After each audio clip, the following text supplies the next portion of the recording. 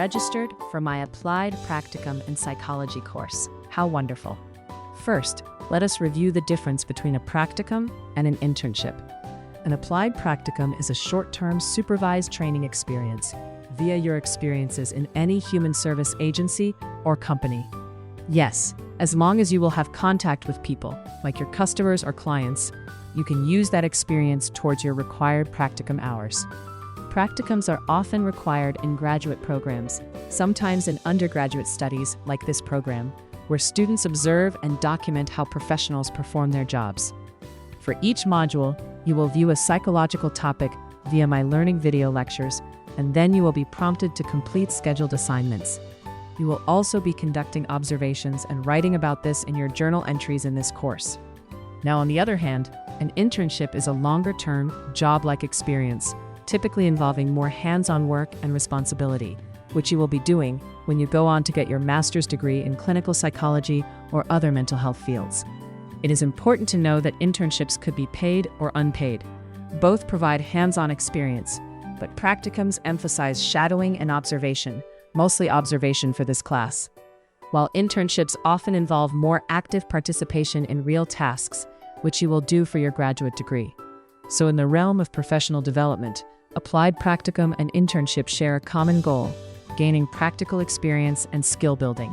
However, they differ significantly in purpose, structure, and the level of responsibility assigned. So again, practicums are often required for certain degrees or professional programs. They are generally shorter and focus on learning and skill building through observation and participation.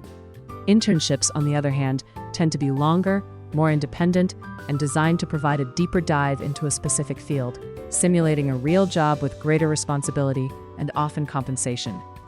Now, let us review how you are going to fulfill your 120 hours of applied practicum for this course. Students can use their current work and job experience towards the required 120 applied practicum hours. Any human service interactive position will do. My current and former students include police officers, detectives, and other law enforcement professionals, first responders, teachers, paraprofessionals, waitstaff, office clerks, CNA, work-study students, bartenders, etc.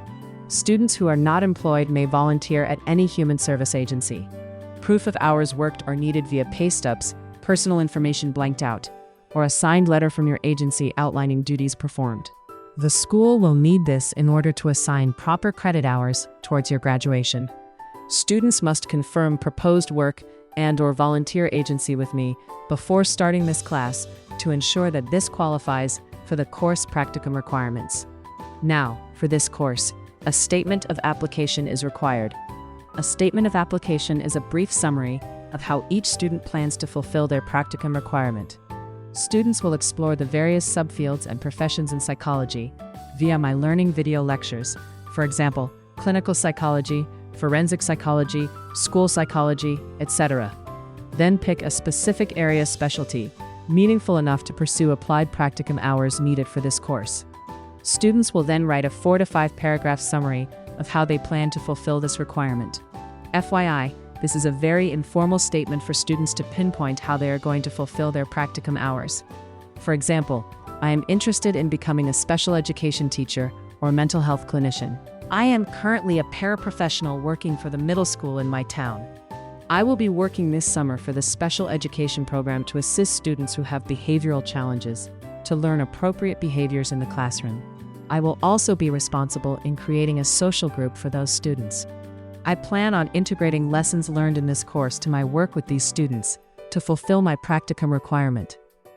As always, please feel free to contact me if you have any questions, issues, or concerns.